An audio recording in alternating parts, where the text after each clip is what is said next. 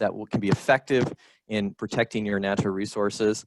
As Belle mentioned, this is a big part of my job here in Minnesota, to create tools that we can use at the site level that will protect our resources from invasive species.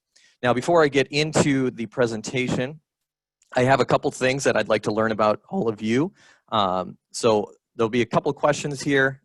It should pop up, any moment now with the Zoom poll. And my first question to all of you is, do you currently use signs at your site to protect resources? Just kind of curious, what's going on in your neck of the woods? So feel free to vote, and then we'll close it here in about 10 seconds, and then we can kind of take a look at that and get an understanding.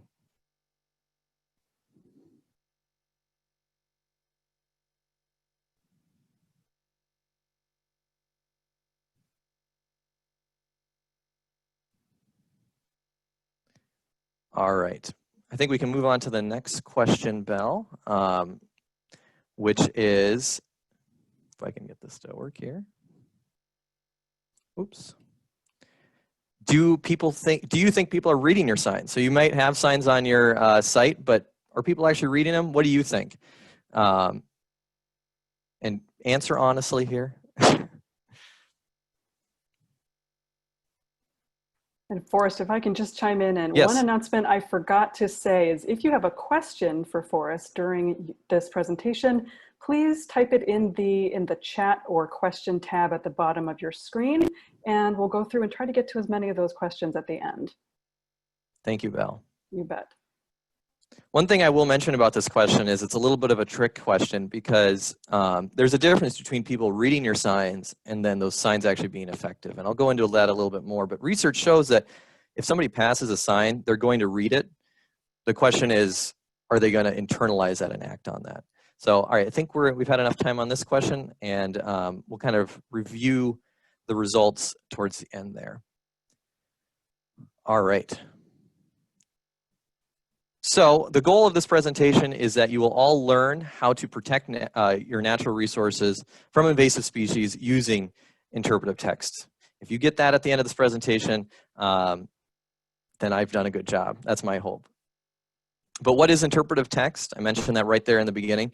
For those of you not in the interpretive realm, it may seem kind of like a jargony term, so I'll break it down. Interpretive text is just any text that creates a deep connection to a resource through universal concepts. So that deep connection, the deepest connection is an emotional one. And so that's what we try and foster through this text, using universal concepts like love, death, hunger, beauty, mystery, these things that are very universal to just humans in general. If we can make that emotional connection, we can help make the reader care about the resource and ultimately treat the resource with respect and hopefully do actions like cleaning their gear before and after recreating to prevent invasive species. Now, what goes into a good sign? There's a lot of things that go into a sign. It's not just text. You have the placement. Are you putting your sign in a place that the visitor is actually going to walk by it and see it and it's easy to read? Is it at a high enough location, a low enough location? The visual layout itself, is it easy to read? Is it intuitive? The graphic selection, pictures are very important with signs, making sure that they're easy to see, that they grab the reader's attention, and they're relevant as well. Then the physical materials of the sign themselves are very important, making sure that they will stand up to environmental wear and also possibly vandalism depending on your site. Then also the content, making sure it's relevant to the reader. And then finally, text development, making sure the way that you're writing and what you're writing will really resonate with the reader and create that emotional connection between the reader and the resource. So there's all this different stuff, but really we're only going to focus on text development. So that's why the title of this presentation is How to Write Signs That People Actually Read. We're not talking about how to buy the correct materials. We're just focusing on text development, not those other things, because in my mind, text development is one of the hardest things to do, that actual writing. But what's the best way to write? I mean, you go to parks, you go to museums, you go to zoos, you see signs everywhere, and they seem to all be written differently. Some of them have a lot of text, some of them are written very academically. There's lots of tones, lots of tools. what's that best way to write? And that's kind of something that really was curious to me, and what drove my master's research is answering that question, what's the best way to write signs? And to answer that question, I read a lot. I read a lot of different books. There's tons of things out there about interpretive text from the museum world, from the zoo world, from the natural interpretation world. And they agree on a lot of things, but they don't always agree. There's elements within this that authors disagree on, and I broke those down into 8 different categories where I couldn't quite nail down what's the best thing to do. And that's on the use of questions. So should you be using questions in your signs? Should you not be using questions? Some authors say yes, some say no. Should you be using humor, personal pronouns, you, we, our, things like that. Comparative figures of speech, so those are things like similes, metaphors. How many words should be on there? It seems like that's like the eternal question, is how many words should be on my sign to make sure it's right? People know that that's important, but it's kind of something that is a little hard to grasp at. You want to just have that hard number, but authors can't really come up with that exact number. Should you be writing to a specific audience? Should you be writing to a broad audience?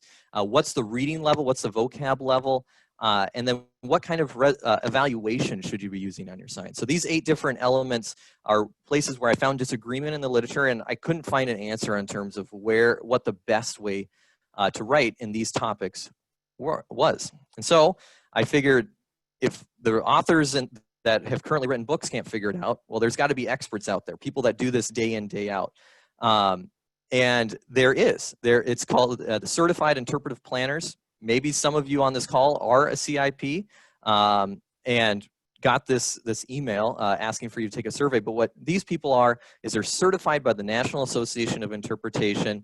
They have to take a test. They have to prove that they do this professionally, which is create interpretive displays, write interpretively, things like that. It's an elite group. There's only 135 of these people in the world, at least when I did this survey in 2019.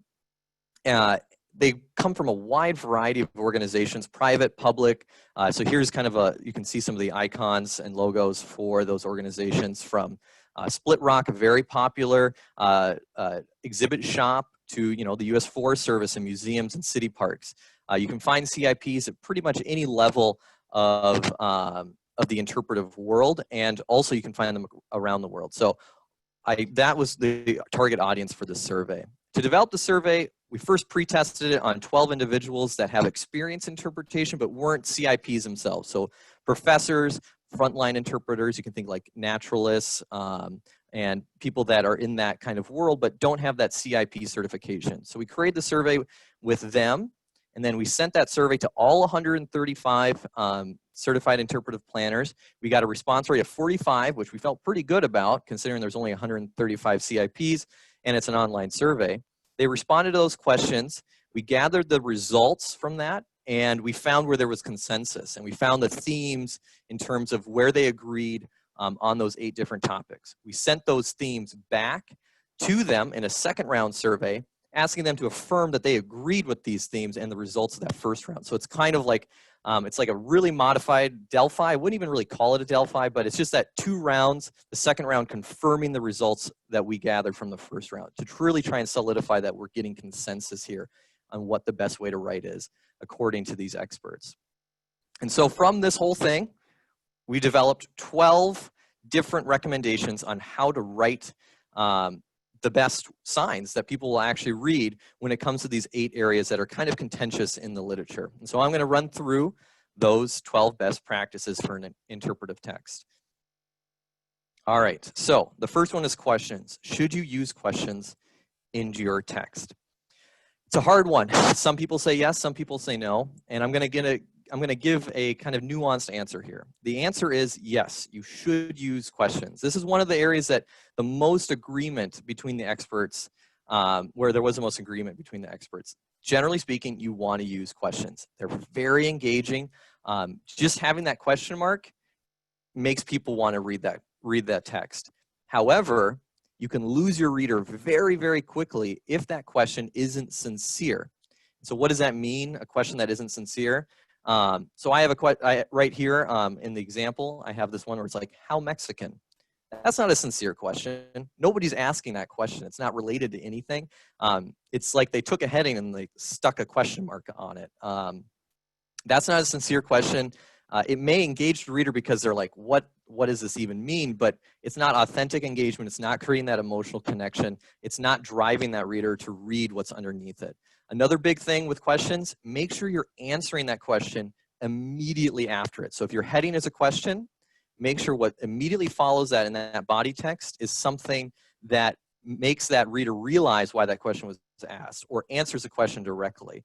You never want to have this question and then never answer it. You know, it's not trivia. We're trying to teach and engage. And so that's something that's really important. Next is humor.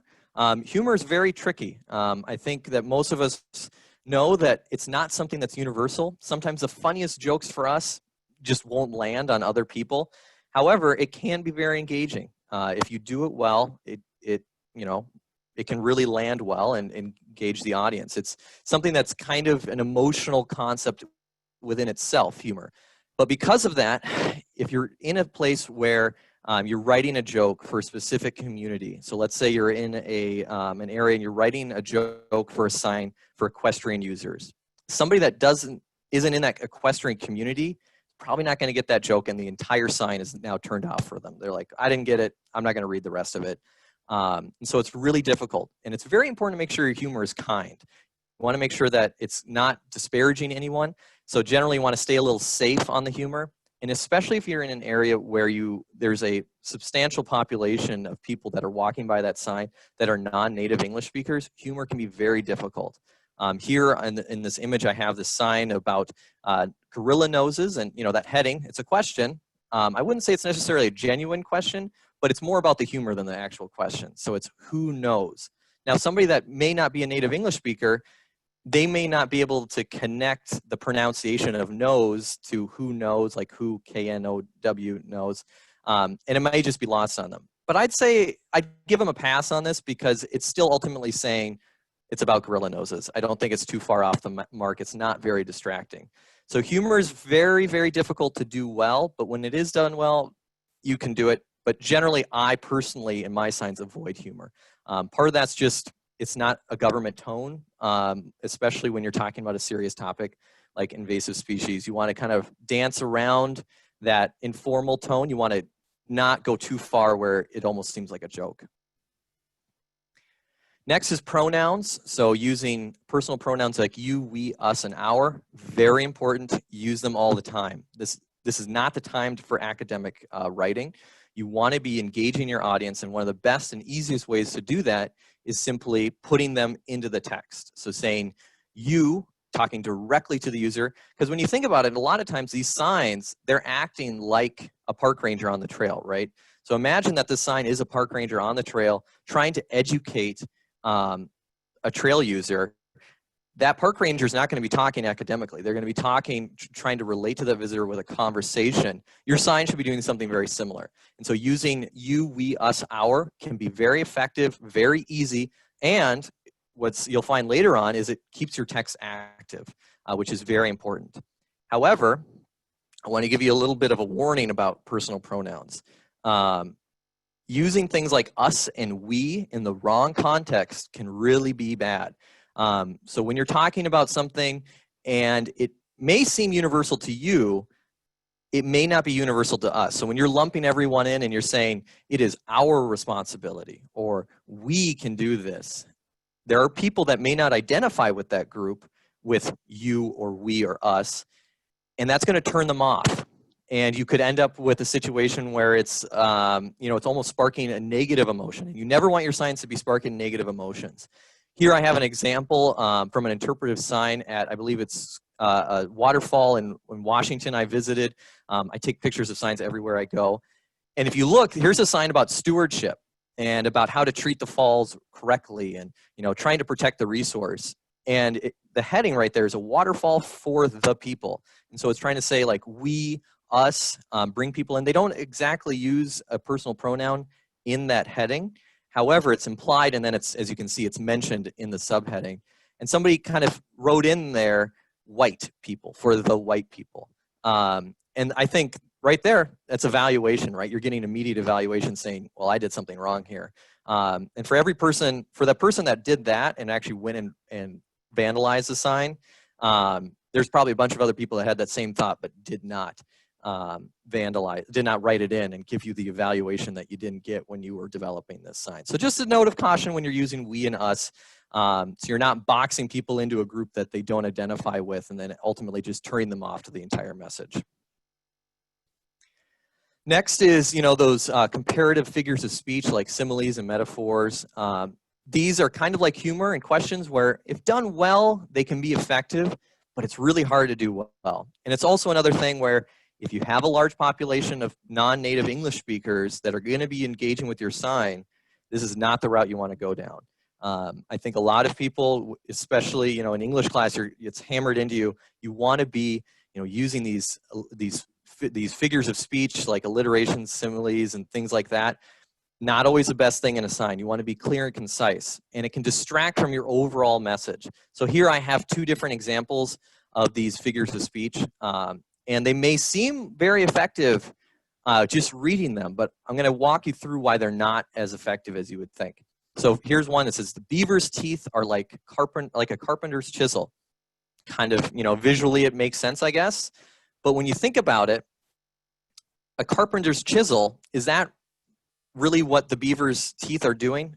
Are beaver's teeth, shaping the wood and as a woodworking tool, or is it something different? You're kind of creating, it's not a perfect metaphor, and so then you're kind of distracting from the message, and you're creating confusion in the reader, especially if they don't know carpentry tools. Maybe it's just completely landed off, and they're like, what's a carpenter's chisel? I don't even know what that is.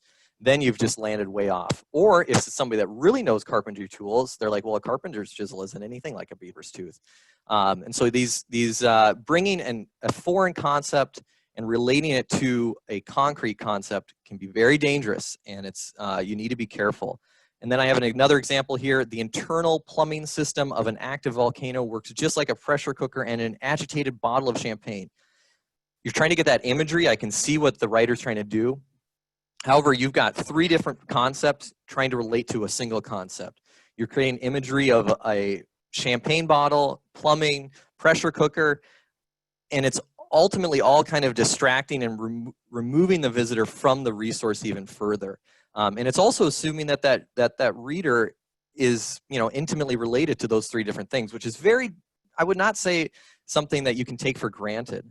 So I really be careful with similes, metaphors, and the like. They can really detract from the message you're trying to hit on your sign. They can be effective, but you really have to make sure that the concept that you're using to relate to the resource is really universal and also really applicable in that case. And not just, it's a lot harder than you would think when it comes to signs. Next is word counts. This one's pretty simple. Generally, and I'll go into this more, but less is more.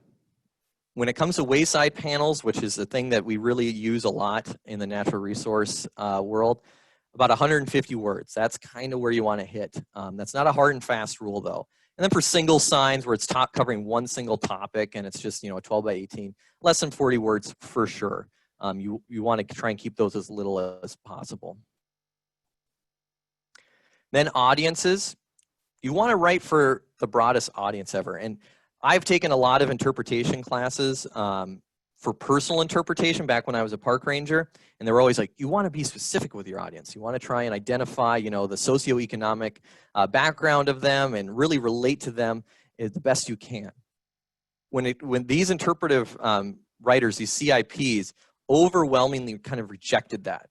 They said, just write for the lowest common denominator, because chances are you're going to hit more people doing that than you are trying to write for a specific audience. These signs are going to stand there for 5, 10 years, and they're going to be in front of a lot of different people. And so you need to think about, well, what's the one thing that unites everyone that's going to be passing this sign for this entire period? And chances are it's mainly just going to be what they're doing on that trail. So if it's a horse trail, it's horse users. So write to that. If it's a hiking trail, write to that. And try and just make sure you're staying as broad as possible is what was recommended by the experts. Next is vocabulary. Pretty broad, kind of grade level here. And it's hard to even put vocab in grade levels, but kind of what I say is write like you would write if you were reading the Hunger Games Chronicles. So that's kind of where you're trying to hit. That young adult novel is kind of that level. So you don't need to really bring it way down to like a second grade or third grade level. The main thing is you're not using jargon, you're using universal words, and you're explaining concepts, but you don't need to be really using small, short words either. This does depend a little bit on your audience, and their level of English, but generally it's a 6th to 9th grade reading level is what the experts recommend. Next is evaluation. Evaluation is very, very, very important. And there's 4 main types of evaluation. You have front-end, formative, remedial, and summative evaluation. Almost nobody does all 4. It'd be great if we all had the time and money to do all 4, but in the real world, almost nobody does. And so most CIPs, they do some evaluation. They all do some evaluation. However, almost none of them said they did all 4. And so the main thing is you're just using some sort of evaluation. You're not just creating that sign in a vacuum and then putting it up out there. And I'll go into a little bit more of that evaluation a little bit later. Next is writing with an active voice. I mentioned this earlier with the personal pronouns. I think this is pretty much true for any writing ever. You want to be writing with an active voice, right? So whether that's an email or a sign, just write with an active voice. I think that's becoming more and more universal right now. Keeping it fun. As I mentioned earlier with the humor, it really kind of depends a little bit on the subject matter, and it also depends on your institutional tone. So maybe it's not applicable for what, like a sign about a bear trap that's up ahead on the trail and to avoid it. You probably don't want to keep that fun. You want to make that clear, concise, and really direct because it's a really important sign. But generally speaking, keeping it fun and light will engage the audience more and make that emotional connection stronger between the audience and the resource. As I mentioned earlier, relating to that visitor experience, and that kind of goes in with that audience piece.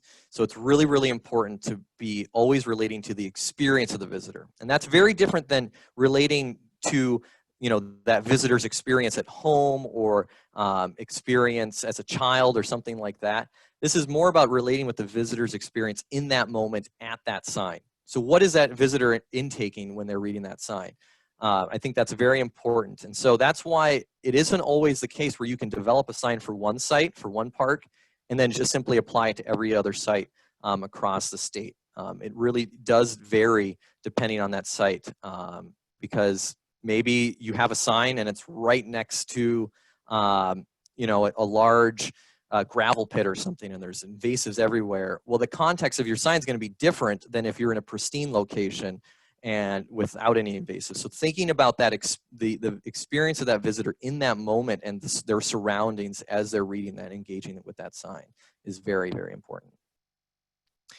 The design of the sign is very, very, very critical. All of this is very important, but the one thing that I found very interesting about the survey is at the end of the survey, like any survey, you ask a very open-ended question. You ask, essentially, just tell me anything you want. And so the last question for our survey was, what is the most important thing that people should know when they're writing their signs?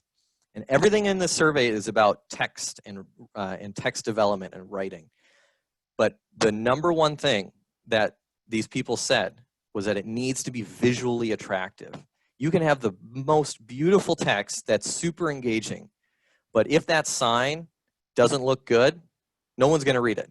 And so that's something that's really important to keep in mind is that visual barrier is a lot of times that first barrier. And if you can get past that, then you can get into that creating that emotional connection.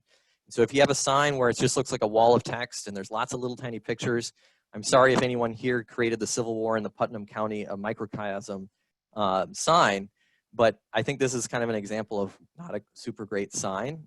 You look at it and it looks more like a research poster at a symposium than a sign for somebody that's walking by. And so part of that is making sure your layout is one that's you can read at a glance. I think that that is something that's very, very, very critical. Sam Ham is a big proponent of this. He's kind of an interpretive guru, and that is your headings should tell the story within themselves. Because chances are somebody's going to be walking past the sign. They're going to look at your sign. They're going to read little bits and pieces of it. That's what research shows. They may not read the entire thing, but they're going to look at some things. So you want to make sure that first thing that they look at, which is generally the title and then a few headings, will tell your story, will get the message across, and hopefully change the behavior or encourage the behavior in the reader.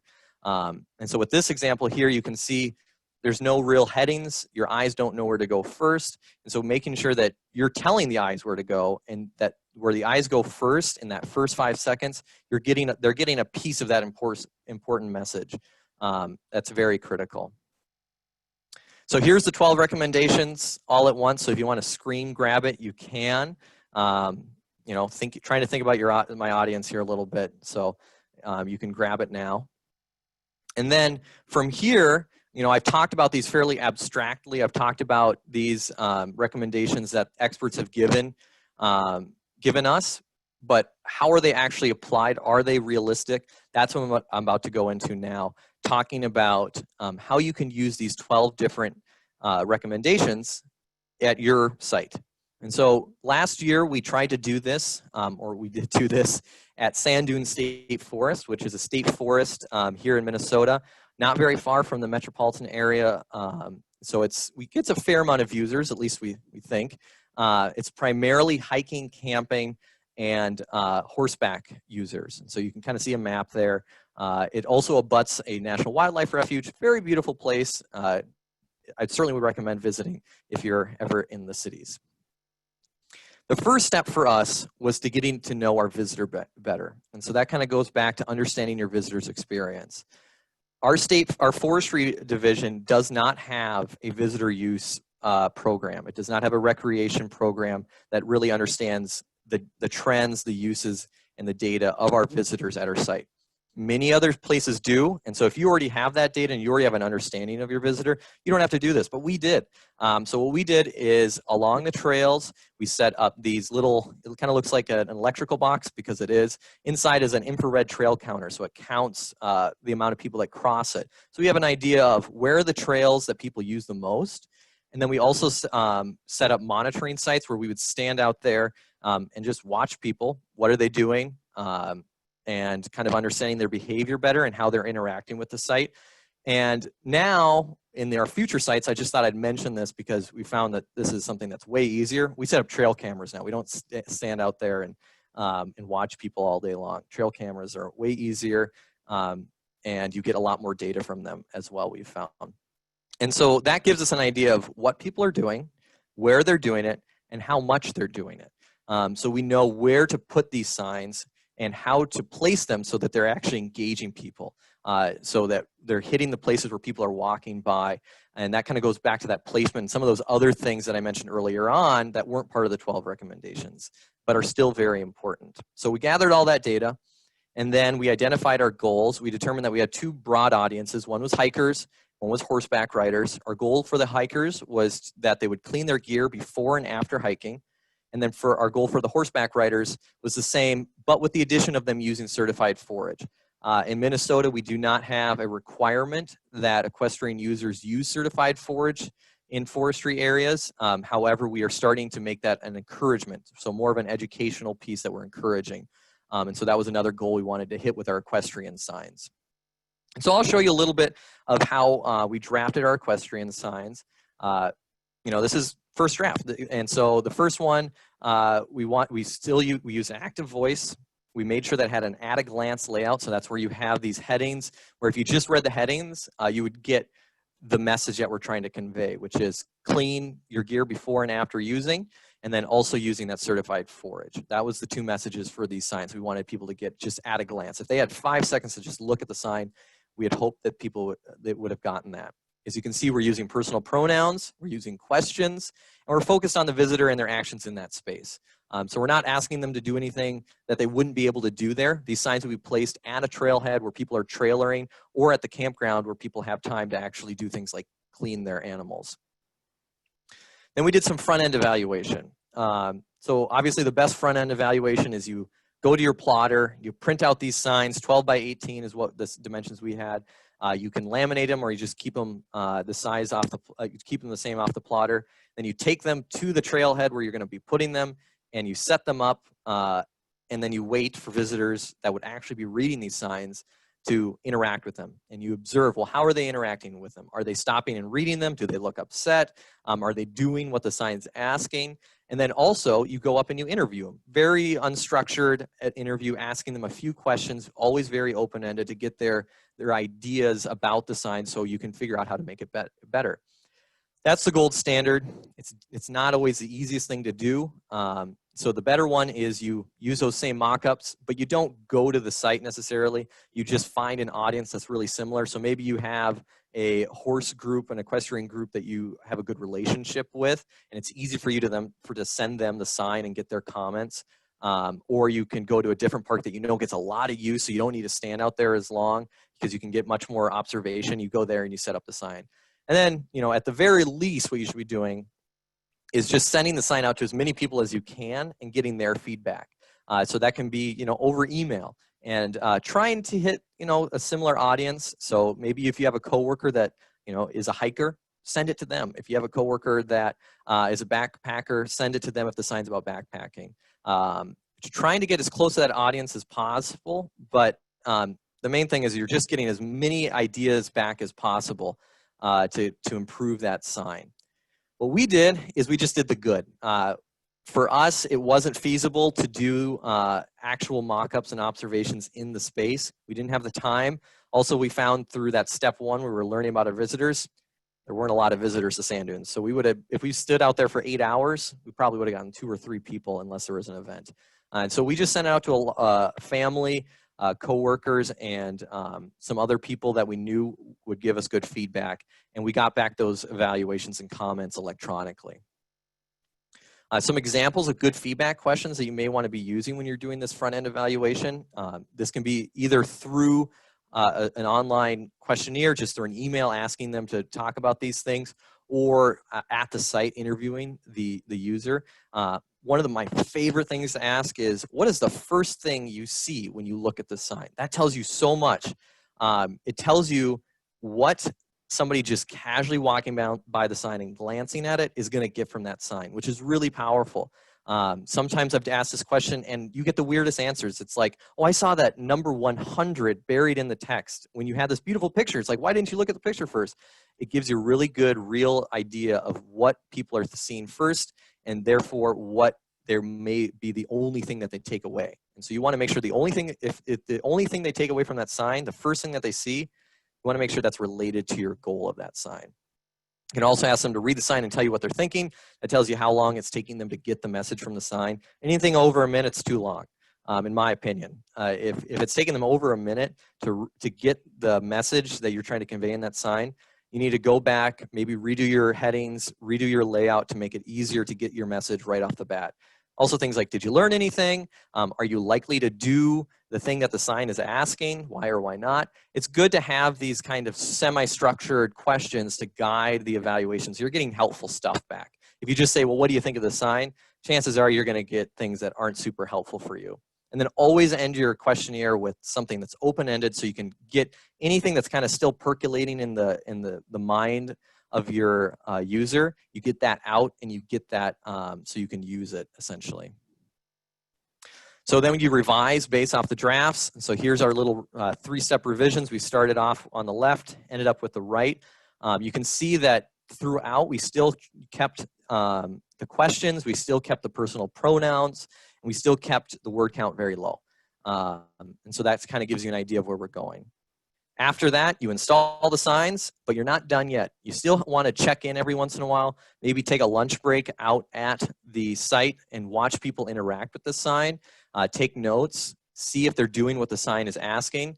Another thing is that, as you saw earlier, is see how the sign's vandalized. I've been to many parks, and sometimes you see people write things in the margins. Just think of that as an editor, you know, that's a street editor, and they're giving you comments on something that you should have thought about, but you didn't before you made the sign.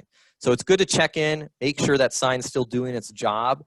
Think of it as like an employee, right? So you're doing that performance review of the sign because you're going to eventually need to replace it, and you want to make sure that when you replace it, or if you buy more for another site, you want to make sure that that sign's doing its job. So we talked a lot about signs in general, and I know that for many people that are trying to prevent invasive species, boot brush kiosks are the most popular thing, right? And it's not exactly a sign, it's a sign plus a tool, right? So the goal of the sign is to get people to use the boot brush underneath the sign. The nice thing about these is the audience is generally always the same, right? So you're only going to be putting them on trails that have hikers. You wouldn't put a boot brush kiosk where it's like a dirt bike trail or something like that. So you already know your visitor to a certain extent, and so you can you don't need to worry about developing a new sign every time.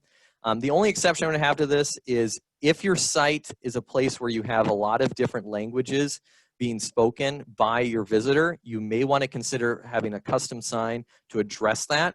And that's why it's important to know your visitor and try and understand if where the languages of your users are. And because of that, it's great that an organization like Eidbo has created this new boot brush kiosk panel that I think really embodies all of the recommendations that I've talked about today. It's using questions, personal pronouns. It's got a clean layout that you can look at a glance. And I think it's a great way for people that maybe don't have the time to do all of those steps to develop a sign for their site. They can say, well, I've got a hiking trail. I want to prevent invasive species at the trailhead at this hiking trail. You can essentially plug and play here with this great design. So it's something to just keep on your radar. I'm not sure if these signs are quite out yet, but I know they're very soon, and I personally think they're very well done. And I helped a little bit with them as well. If you want to learn more, if I haven't completely tired you out with everything sign and text related, and you're like, oh, I want to get more information, you really riled me up, Forrest, I have a book for you. The book is called Exhibit Labels, and while it is called Exhibit Labels and you're thinking like museums, most of what's in this book is not about museums at all. You can see kind of from the pictures on the cover there that it's wayside panels. Beverly Sorrell is an idol. She is amazing. She gets interpretation, and many of the things that were disagreements in the survey that I talked about, the side that the experts came out on, most of the time was Beverly Sorrell's side. It's a very well written book. It's written for the field practitioner, so it's easy to follow and use practically. Certainly would recommend it if you're planning a big signage project or you just want to learn more about interpretive writing. So just throwing that out there. All right, before I get to your questions, I have one more question for all of you, and that is this: do you feel more confident in your ability to make signs after my presentation? So Belle can maybe open the poll, and just curious, just a little gut check here to make sure that we got where we needed to go, and then we'll move on to the questions.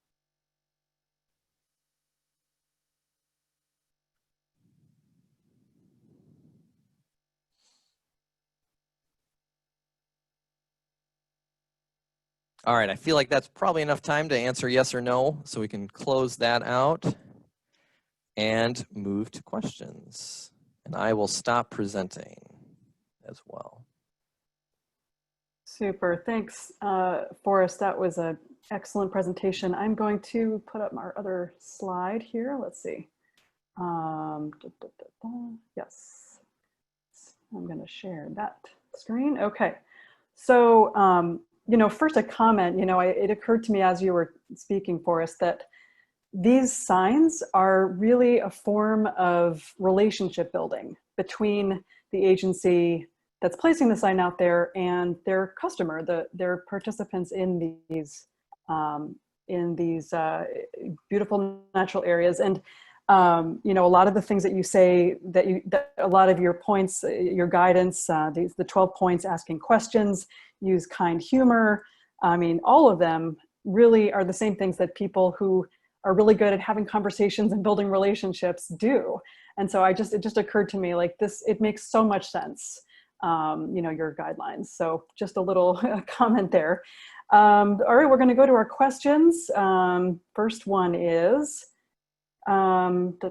So first one was you had a slide that showed, so, you know, there was a sign that was vandalized and someone, you scratched in the word white. Do you have any suggestions of how you might rephrase that sign? And, you know, I guess we're putting on you on the spot to go back to that sign, but if you have any thoughts of how you would, you know, looking at that sign specifically, what guidance would you give to retitle that? Wow, what a good question that I have never been asked before. You know, that's really hard. I think when you're talking, and I know that this site, I don't know if any of you are from Washington State, but I believe it's school I'm going to pronounce it wrong, but it's a site that's very important for Indigenous communities there.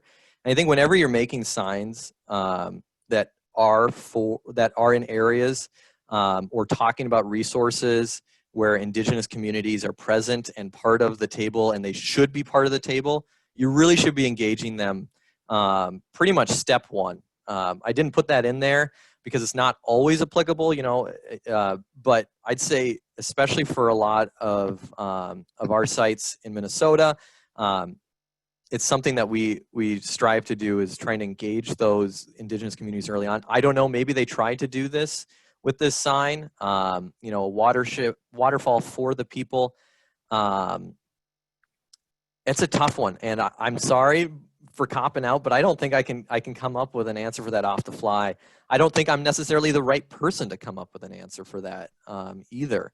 As I said, I think really that should be a conversation with the people that consider that resource part of their community. Sorry, Right. I couldn't answer the question. No, that's okay. Fair enough. Here's a question. Can you talk about the number of signs in an area and how that might affect where people read any of them? Yeah, that's a great question. It's a thing called sign fatigue, right? And I'm sure we've all experienced it, where you go to a trailhead and you just see all these signposts, right? And they're all different shapes and sizes, and it's just like, what is going on? Where do I look? It's very real. There's studies about it. There is no exact number. However, I think that a big way of trying to address this is covered in, you know, thinking about your visitor, and making sure that your signs flow together is very important. So if you have a bunch of different signs that are disjointed, so they're visually disjointed alone, so they have different fonts, different colors, different sizes, they do not flow well together, it's very visually jarring for the visitor, and because of that, they probably won't read all the signs. A lot of times for, you know, sites that are way off in the middle of nowhere, where there's not staff normally, and like signs are really the only enforcement tool that agencies have. And so there's a lot of different things that agencies want to cover, from fire to invasive species to natural history, things like that. And so I think that the most important thing is to think really cohesively about it. And I know that some states have this in their signage guidelines. I think this U.S. Forest Service, Washington State are examples of this, where you don't add a sign to a site unless it's been included in the full plan for that trailhead. And so, you know, that can be a kiosk where everything is flowed together. So it's thinking about all those signs almost as one sign, right? So you're laying them out. So the at a glance layout is one where people can read the headings of each sign and kind of get what they need to get just from those headings, but they're all together. It's a tough thing. And I know that, you know, for a lot of agencies, you have somebody from fire putting up a sign, you have someone from enforcement putting up a sign, you have someone from, you know, a bunch of different agents, bunch of different internal divisions putting up signs, and no one's talking to each other. It can be difficult, right? And I think that creating those conversations to making sure that everything's meshing together and you're thinking about the visitor is very important. I think the worst thing you can do is put a bunch of signs on posts and spread them throughout an area. I think it's much better to have them all together in one place, laid out in an intentional fashion, where the most important sign is top left, and then, you know, maybe the not least important but less critical sign is, you know, bottom right, and then that way you're making sure that the visitor's getting what they need to know. Super. One comment, I'm going to answer this question just as a little break for you, Forrest. A couple people have asked whether this presentation will be posted. It is being recorded, and it will be available for NASMA members. So we have a membership area where past and future webinars are posted for members to have access to. So if you aren't a member, sign up today. And another question, actually this is for you, Forrest. A couple people have asked, what did you use, what program did you use to make this presentation? Oh, this is just PowerPoint. Good old-fashioned PowerPoint. Just good old-fashioned PowerPoint and word art. Yeah, that's all. Okay, great. Here's a great question because it gets to the evolution of Play Clean Go's signage. So the question is, I want to make a recreational forest trail sign that includes what invasive species are, the priority invasive species invading the forest, where they are throughout the trail or forest, and what people could do to help. Any suggestions for that much information? It is a 4x6 sign, so it's pretty big. 4x6? Yeah. Feet or inches? Yeah, it looks like this person has used the foot. Okay, okay, good. I was about to say. 4x. So suggestions for that much information, and I'll just start by saying this is exactly what Play Clean Go's signage used to have. Maybe not quite this much information, but the sign that Forrest showed you that Play Clean Go now is using really pared down the content to really, provide and adapt to the guidance that Forrest talked about today. So I'll go ahead, Forrest. Yeah. So generally speaking, when it comes to signage, you want each sign to have one, maybe two goals for that reader. In interpretation, we call them themes, right? So you want one theme statement for each sign. You can get away with two if they're simple. So sometimes it's worth thinking about that visitor's experience. So if a visitor's going to that trail and they're going to use it, they're not going there necessarily to learn about invasives. And so you got to already try and pull them in and understand some concept that they didn't really even necessarily want to know. So how are you going to do that? How are you going to relate it to that trail and relate it to their experience? So chances are the first thing you want to do is make it so it's related to what they care about, which is that trail and their recreational experience. And so if you can kind of explain invasive species through that lens, what you're doing is you're explaining invasive species, and then two, you're making them care about the resource. And so that's one thing I would recommend right off the bat. And the boot brush kiosk does that, talking about protecting the resource and things like that. Two, then also think about, well, what's the goal of this sign? Is the goal to purely educate them about where invasive species are in the trail? Maybe that's something that would be better suited for like a brochure or a website or something like that. Because maybe what's more important is that visitor's experience in that moment, which is how to prevent those invasive species from spreading. That's kind of what we try and focus on. Is talking about that experience and what they can do in that moment, because that's the most powerful, and that's kind of for us the most important thing. The most important thing for us is that they're not spreading invasive species. So that's the message that we want to prioritize. If they want to learn more about invasive species, like they want to learn more about garlic mustard or more about spotted knapweed, that sign is not necessarily really the place for that in our minds, because there's lots of resources for that online, and them knowing that spotted knapweed has this ecological impact that's different than this other invasive species isn't super important to getting them to do this behavior that we want. And so we may tell them, there's these invasive species on the trail, makes it a little bit more concrete, but we won't go into everything about that invasive species because that's not necessarily important for the goal of the sign, which is to get them to do this behavior. And so that's kind of what I would say is make them care, and then make everything about that sign all about them doing that behavior. So I would think about maybe using brochures, like you could have a little container with brochures, or putting a website on there. I will say this, QR codes don't use them. That's about all I'll say. Generally, there's been lots of studies out there, and QR codes are not effective. I do know that Apple has baked in a QR code reader to their default camera now. I don't know if that's changed anything. I haven't seen any studies since that's happened. But based off of everything that I've read, QR codes are kind of dead. And also for our sites, we don't have cell service in most of the trailheads. Interesting. Great. Okay, we've got time for a couple more questions. We've had a couple questions asking about color. Like, is there a color that is known to catch the public's eye or is more frequently used or is more effective at getting engagement? Color theory is a whole field of study that I am not an expert in, and I am sometimes it's nice to hide behind a brand's colors and just say, well, there's nothing I can do. I've only got these 3 colors that my brand lets me use, and that's kind of the case with the DNRs. We have these colors we have to use. I do know a little bit about color theory. I just from the design work that I do, you know, like yellow is the first thing that your eyes see, things like that. That being said, when it comes to signs, colors can be very kind of, there's colors that create certain thoughts and behaviors already in your mind. So when you see red, you think like a prohibition. So it's like red means it's telling me not to do something, and it's probably important. And these are kind of driven into us just from highway signs, right?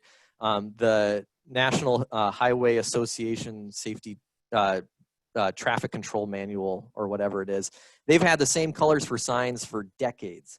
And those colors are kind of the status quo. So if you make an orange sign, there's a little a part of someone's brain that's thinking construction.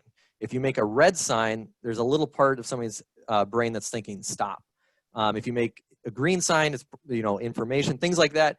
So I'd say it's kind of important to think about that, especially if you're using kind of generic sign shapes and layouts.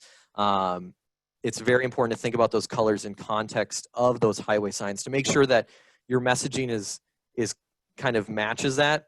So you're not having like a happy sign on a red background, because that's going to be kind of a disconnect for the reader. So that actually ties into a couple other questions. We got a couple of questions that related to conveying compliance issues, and how do you best convey, and is it a good idea to convey, I mean, how can you convey compliance issues or, you know, prohibited activities on signs in a way that's effective? Yeah, that's a tough question. You know, how do you make signs that actually get enforcement? I mean, it's hard to get enforcement even when there's a park ranger out there telling you to do something. I would say generally speaking with authority from your sign is important. So don't bury the message about preventing, you know, people from dirt biking on this trail or whatever. Don't bury it, and use icons. Icons, I think, are very effective. And if you have populations that aren't native English speakers, they're great. They're universal. Icons are universal. Use the slash. Just make it, if you're trying to really just say this is a law, you need to be following it, just make it as clear as possible. And I think that that's the most effective thing you can do. Also, if you're having a lot of compliance issues, I come from a visitor use management background. Think about site design, right? So maybe you have a lot of people that are going off trail in this one area, and you just put up signs and you put up signs and and just not doing anything. Well, maybe you need to fell a tree across there. Or maybe you need to harden the site in a certain way to make sure that people don't use that. So signs aren't the fix for everything. Sometimes you have to think about other things as well, like site design or community engagement to get compliance. Great. I think we have time for one more question. And before I do, I want to mention that at the beginning, I mentioned we have a First Friday networking series for members, NASMA members, and Forrest is going to join us in July. And so if we don't get to your question, or if you want to continue this conversation, please join us on July 10th. So our final question, Forrest, I'm going to pick a good one here. And in fact, while I do that, could you share your screen again and show the 12 guidelines that was asked from a couple of different folks? Let's see, I'm going to pause my share. Let me know if you have trouble sharing. Okay, there you go. Okay, so a comment that someone really liked the new boot brush design, that it looks more like social media, those kinds of graphics that are used on social media. So that's great. And let's see, I'm trying to get back to my Q&A screen here. Sorry about that. Let's see.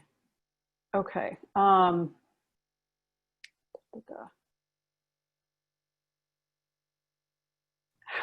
Okay, so how about this one for regarding positioning of signs? Should signs be positioned? I mean, is there a strategy for placement of, say, the boot brush station? Should it, if you can talk about how you decide where to place a sign, whether it should be centrally located, right at a trailhead, or other? I think that the placement is very site specific, and that's where it goes back to that monitoring that we did in step 1 of our experience at Sand Dunes. Knowing where people walk by to go to the trail, I think, is very important. And the thing with the boot brush kiosk, maybe you need to think also about what your goal is. Is it more important that people are brushing on the way in, or is it more important that people are brushing on the way out?